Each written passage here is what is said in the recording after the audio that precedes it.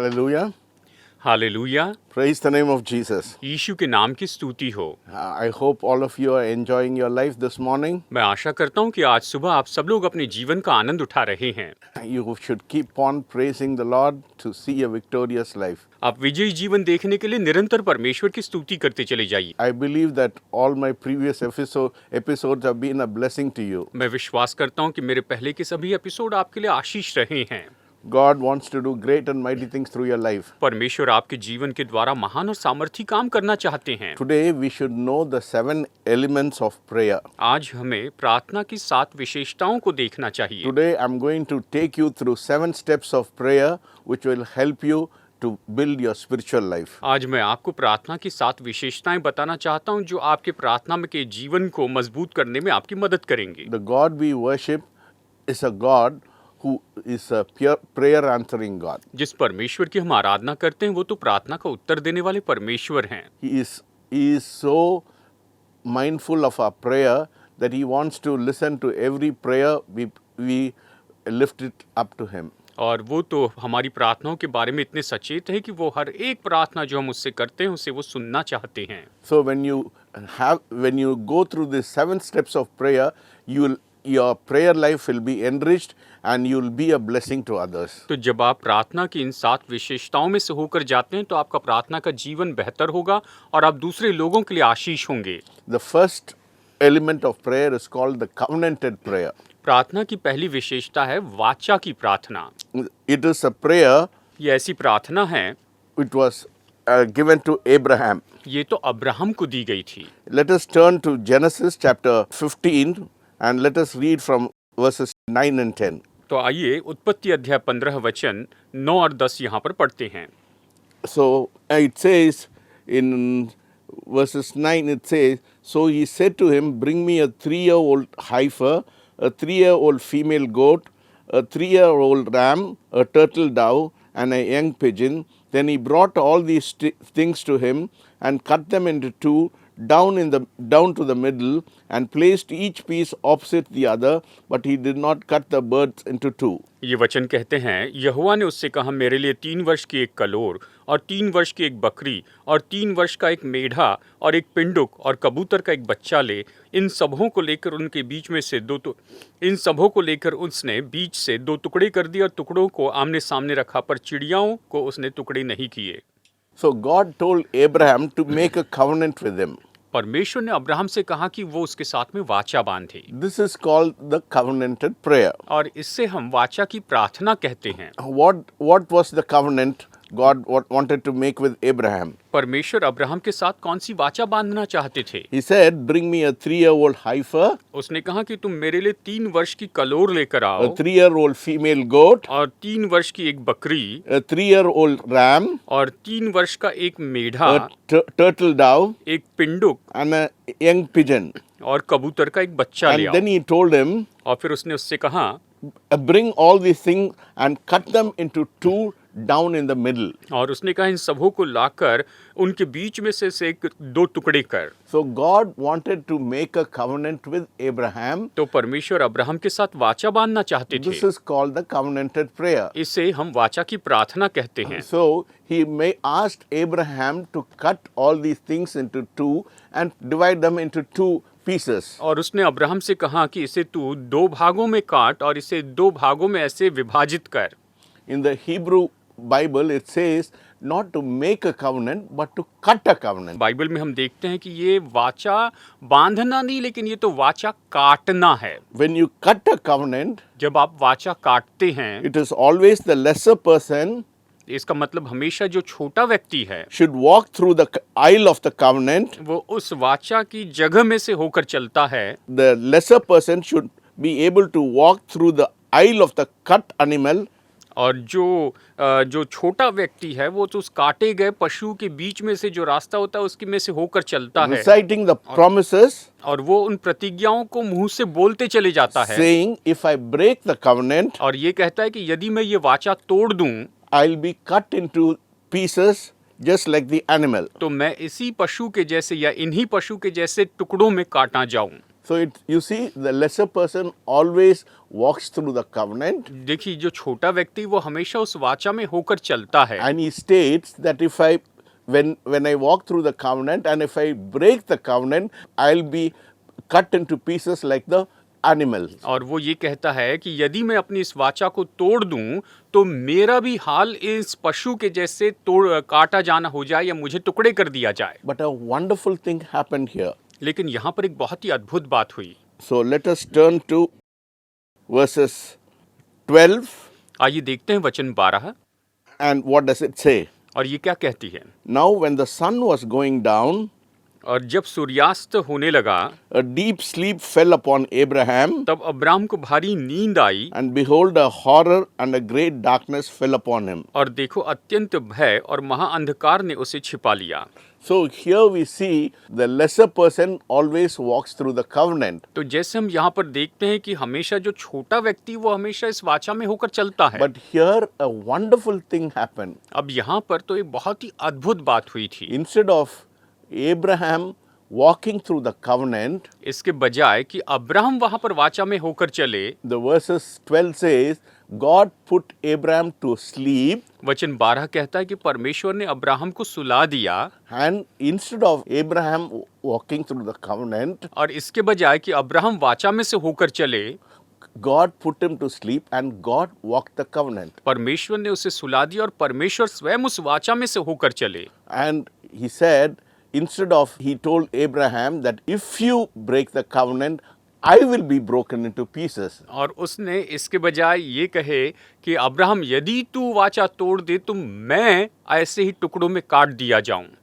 This is what happened 2000 years back 2000 साल पहले बिल्कुल ऐसे ही हुआ when Jesus hung on the cross and Jesus was crucified on the cross. जब यीशु क्रूस पे चढ़ाए गए, जब यीशु क्रूस पर लटकाए गए। We broke the covenant, हमने वाचा तोड़ी थी but Jesus suffered for that. लेकिन यीशु ने उसके लिए दुख उठाया। This is the covenanted prayer. और यही तो वाचा की प्रार्थना है। So instead of Abraham making the covenant, तो इसके बजाय कि अब्राहम वाचा बांधे, instead of Abraham walking through the covenant, इसके बजाय कि अब्राहम उस वाचा में से होकर चले, God walked through the covenant, and the covenant, we human beings broke the covenant, but God suffered for it. परमेश्वर वाचा में से होकर चले और जब हम मनुष्य ने उस वाचा को तोड़ दिया तो परमेश्वर ने उसका दुख उठाया। He said, I will walk through the pieces, उसने कहा उन टुकड़ों में से होकर मैं चलूंगा, and if you break the covenant, और यदि तुम वाचा तोड़ो I'll be broken into pieces. तो मैं टुकड़ों में तोड़ दिया जाऊंगा। So this is what happened 2000 years back. और यही तो 2000 साल पहले हुआ So था। this is the first covenanted prayer we have. और ये पहली वाचा की प्रार्थना है जो यहाँ पर बताई गई So है। you and I should know that we are a covenanted people, तो आपको और मुझे ये जानना चाहिए कि हम तो वाचा के लोग हैं and covenant is always an agreement with two people. और वाचा तो हमेशा दो लोगों के साथ में सहमति है।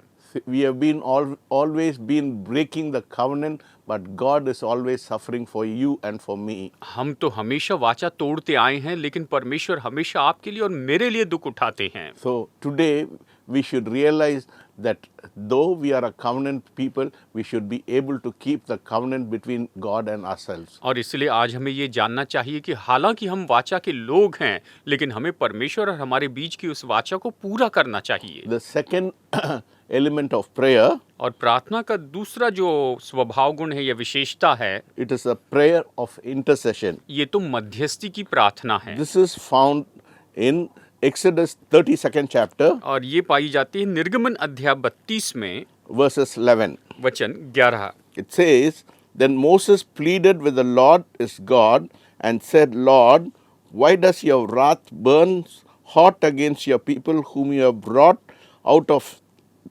after the land of Egypt with great power and with mighty hand? तब मूसा अपने परमेश्वर यहोवा को यह कह के मनाने लगा, हे यहोवा, तेरा कोप अपनी प्रजा पर क्यों भड़का है जिसे तू बड़े सामर्थ और बलवंत हाथ के द्वारा मिस्र देश से निकाल लाया है।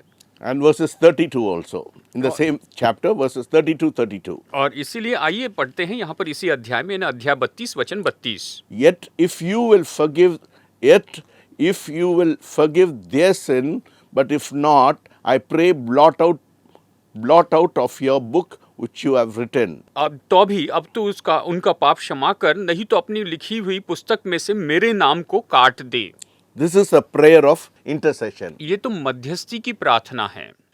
Moses says, if you do not forgive their sin, you blot out my name from the book of life. मूसा ये कहता है, यदि तू उनके पापों को क्षमा न करे तो हे परमेश्वर अपने जीवन की पुस्तक में से मेरा नाम काट दे। So God wants you and me to be a person who will intercede for people. परमेश्वर आपसे और मुझसे यही चाहते हैं कि हम ऐसे व्यक्ति हो जाए जो लोगों के लिए मध्यस्थी करते हैं। God wants you to be a person who will pray for others and will be able to intercede for others. परमेश्वर चाहते हैं कि आप ऐसे व्यक्ति बन जाए जो दूसरों के लिए प्रार्थना करें और दूसरों के लिए मध्यस्थी This करें। is the second element of prayer. और ये तो प्रार्थना की दूसरी विशेषता है। This is called the prayer of intercession. इसे मध्यस्थी की प्रार्थना कहते हैं। When you pray for others, जब आप दूसरों के लिए प्रार्थना when करते you हैं, take other people's burden upon yourself, जब आप दूसरे लोगों का बोझ अपने ऊपर उठा लेते हैं, when you plead for others, जब आप दूसरों के लिए विनती करते हैं, heaven is very pleased with your prayer. तो स्वर्ग आपकी प्रार्थना से बहुत ही प्रसन्न होता है। If you want your prayers to be answered, अगर आप चाहते हैं कि आपकी प्रार्थनाओं का उत्तर मिले, God is looking for people who will intercede for the nations, who will be intercede for your whole family, for your relatives, and only you can bring deliverance to people's life when you pray for people. जब आप लोगों के लिए प्रार्थना करेंगे तो निश्चय परमेश्वर आपके द्वारा लोगों के जीवन में छुटकारा लेकर So आएंगे। this morning God wants you to be a person of covenant, और इसलिए आज सुबह परमेश्वर चाहते हैं कि आप वाचा के व्यक्ति हो जाएं। and secondly God wants you to be a person of intercession. और दूसरी बात, परमेश्वर ये चाहते हैं कि आप वाचा और आप मध्यस्थी के व्यक्ति हो When जाएं। you pray for the other people's sin, जब आप दूसरे लोगों के पापों के लिए प्रार्थना करते when हैं, you are interceding for other people's sin, जब आप दूसरे लोगों के पापों के लिए मध्यस्थी करते हैं, it touches the heart of God. तो ये परमेश्वर के हृदय को छू लेता So है। this morning, let us be a people who will be a people of covenant and also a people of intercession. तो आइए आज सुबह हम वाचा के लोग हो जाएं और मध्यस्थी के लोग हो जाएं। So the third element of prayer, तो प्रार्थना की तीसरी विशेषता, it is called the prayer of repentance. इसे पश्चाताप की प्रार्थना कहते हैं। So let us turn to 2 Chronicles तो आइए देखते हैं दूसरा इतिहास chapter 7 अध्याय 7 and verses 14. और वचन 14। This is the prayer of repentance. ये पश्चाताप की प्रार्थना है। It says in verses 14, it says, if my people who are called by my name will humble themselves and pray and seek my face and turn from their wicked ways, then I will hear from heaven and forgive their sin and heal their land. और ये वचन कहता है, तब यदि मेरी प्रजा के लोग जो मेरे कहलाते हैं दीन होकर प्रार्थना करे और मेरे दर्शन के खोजी होकर अपनी बुरी चाल से फिरे, तो मैं स्वर्ग में से सुनकर उनका पाप क्षमा करूंगा और उनके देश को ज्यों का त्यों कर दूंगा। So this is the prayer of repentance. ये तो पश्चाताप की प्रार्थना है।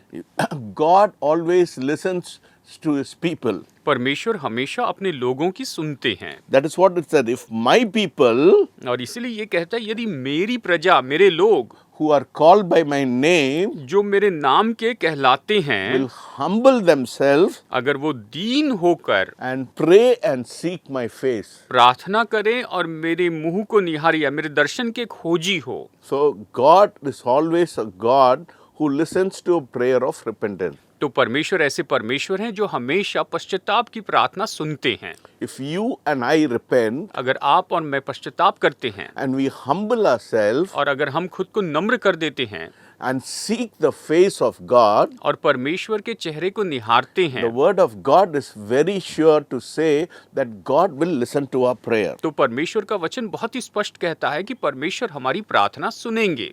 Not only we humble ourselves, केवल हमें खुद को नम्र ही नहीं करना है, but we seek the face और हमें उसके दर्शन के खोजी होना है and turn away from our sin. और हमारे पापों से हमें फिर जाना है। These three steps are very important for God in the prayer of repentance. अब यहाँ पर पश्चाताप की प्रार्थना में ये तीन विशेषताएं बहुत ही महत्वपूर्ण हैं। Calling on the name of God परमेश्वर के नाम को पुकारना and humbling Him ourselves अपने आप को नम्र करना and seeking the face of God और परमेश्वर के दर्शन के खोजी होना and turning away from our sin. और अपने पापों से फिर जाना। If you do all these 4 steps in your life, अगर आप अपने जीवन में इन चारों कदमों को करते हैं, rest assured God will be able to listen to your prayer and God will answer your prayer. तो निश्चित हो जाइए कि परमेश्वर आपकी प्रार्थना का उत्तर देंगे,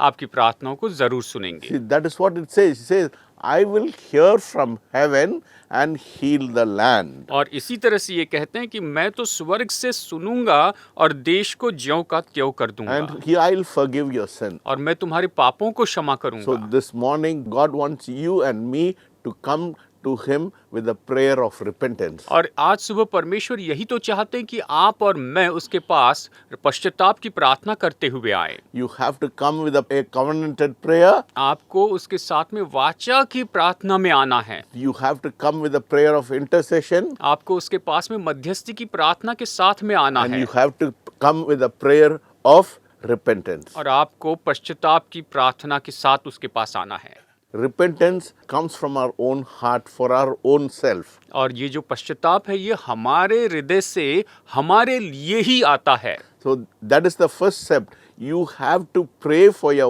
own sin and you have to humble yourself and you have to turn your way from all your wicked ways. आपको ये तो पहला कदम उठाना है, आपको खुद को नम्र करना है, अपने आप को उन दुष्ट के मार्गों से या बुरे मार्गों से खुद को फेर लेना है, फिर जाना है। When you set right your life in the first place, जब आप अपने जीवन को सबसे पहले सही कर देते हैं, then you'll be able to intercede for others. तभी तो आप दूसरों के लिए मध्यस्थी कर सकते हैं। Then you will be very conscious that you are a covenanted person and you should be, God will honor the covenant between you and Him. और तभी तो आप इस बात के बारे में निश्चित होंगे कि परमेश्वर आपकी और उसके बीच में जो वाचा है उसका वो आदर करेंगे। This morning if you can say that I am a covenanted person. अगर आज सुबह आप ये कहते हैं कि मैं तो वाचा का व्यक्ति हूँ, Say I am a person of intercession. कहिए कि मैं तो मध्यस्थी का व्यक्ति हूँ।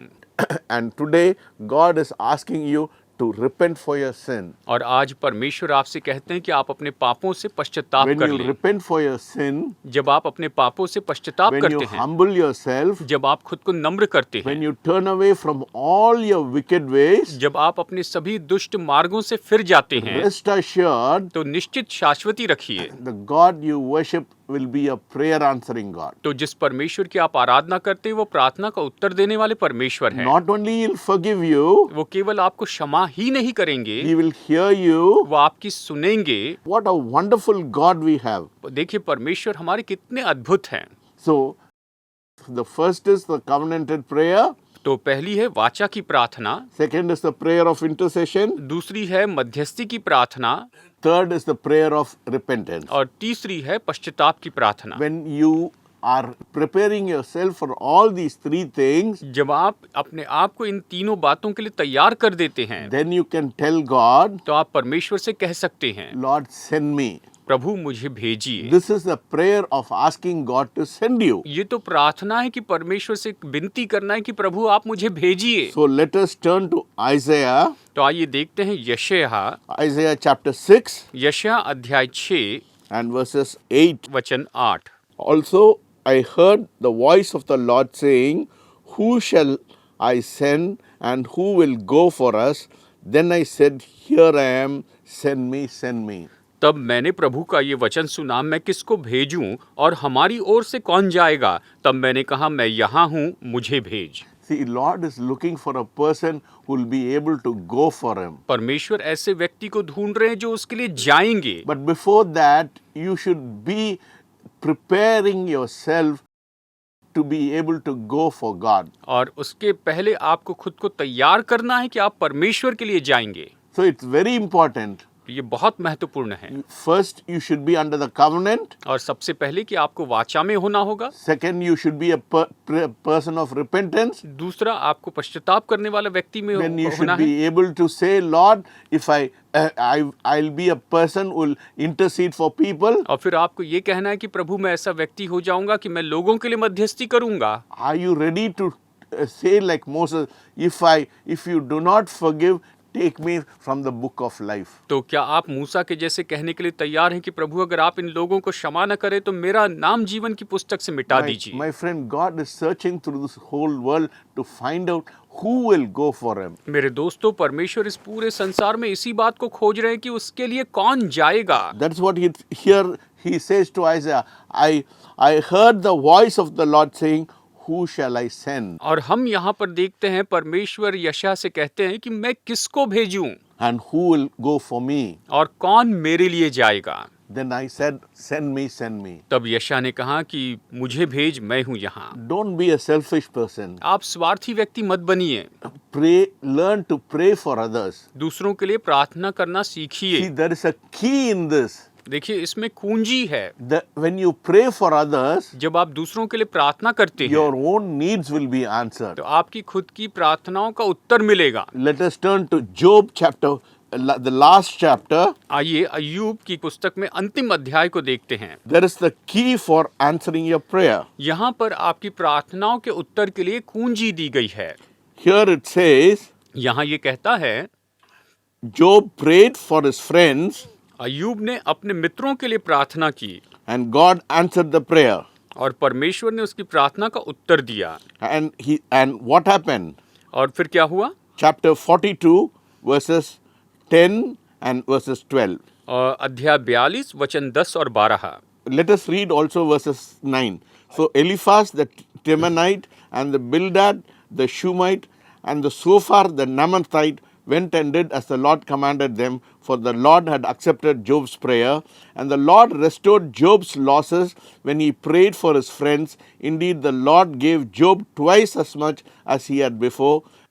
Verses 12. Now the Lord blessed the latter days of Job more than the beginning, for he had 14,000 sheep, 6,000 camels, 1,000 yoke of oxen, and 1,000 female donkeys. वचन 9, 10 और 12 पढ़ते हैं।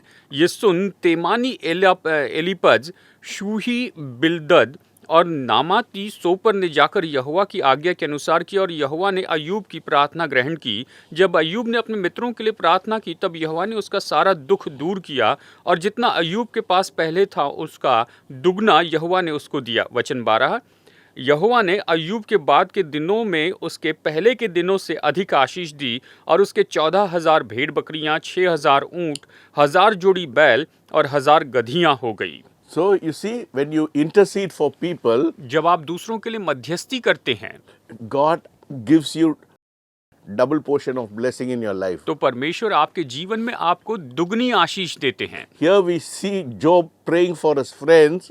हम यहाँ पर देखते हैं कि अय्यूब अपने दोस्तों के लिए प्रार्थना करता है। God heard his prayer, परमेश्वर ने उसकी प्रार्थना सुनी, and God blessed Job twice as much as he was before. और जैसे कि अय्यूब के पास जितना पहले था उससे दुगना परमेश्वर ने उसे दिया। Key to blessing in your life is interceding for people. तो आपके जीवन में आशीष के लिए मुख्य कुंजी यही है कि आप दूसरे लोगों के लिए मध्यस्थी करते जाएं। My friend, I am talking through experience. मेरे दोस्तों, मैं अनुभव से बात कर रहा हूँ। When I pray for people, I am blessed twice. जब मैं दूसरे लोगों के लिए प्रार्थना करता हूँ तो मैं दोगुनी आशीष पाता हूँ। Do you want blessing in your life? क्या आप अपने जीवन में आशीष पाना चाहते हैं? Don't look for your own needs, तो अपनी खुद की जरूरतों को मत देखिए, but take care of other people's need. लेकिन दूसरे लोगों की जरूरतों को भी पूरी कीजिए। God will bless you. परमेश्वर आपको आशीष देंगे। If this word has blessed you, अगर आपको इस वचन ने आशीष दी है you can call on us. तो आप हमें फोन कर सकते हैं। Our intercessors are ready to take your prayer request. हमारे मध्यस्थ तैयार हैं कि आपकी प्रार्थना विनती को लें। Our cell phone is on the screen. हमारा सेल फोन नंबर अभी स्क्रीन पर दिया गया You है। can call us anytime. आप हमें किसी भी समय फोन कर सकते We are हैं। ready to receive your calls. हम आपके फोन कॉल लेने के लिए तैयार हैं। Many people have called us बहुत से लोगों ने हमें फोन किया and है they've been blessed. और उन्होंने आशीष पाई है।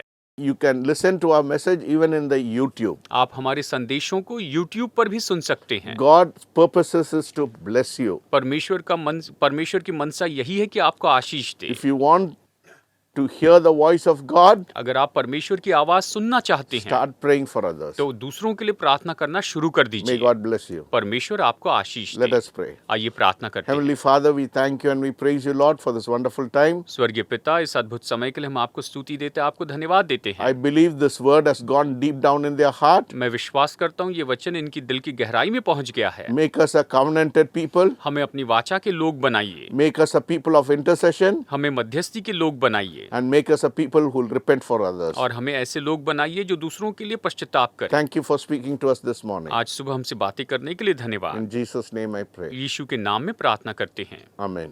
आमीन। To be like Jesus, to be like Jesus, all I ask, to be like Him, all through life's journey, from earth to glory.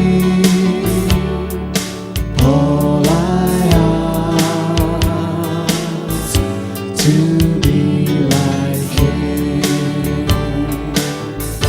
to be like Jesus, to be like Jesus. All I ask, to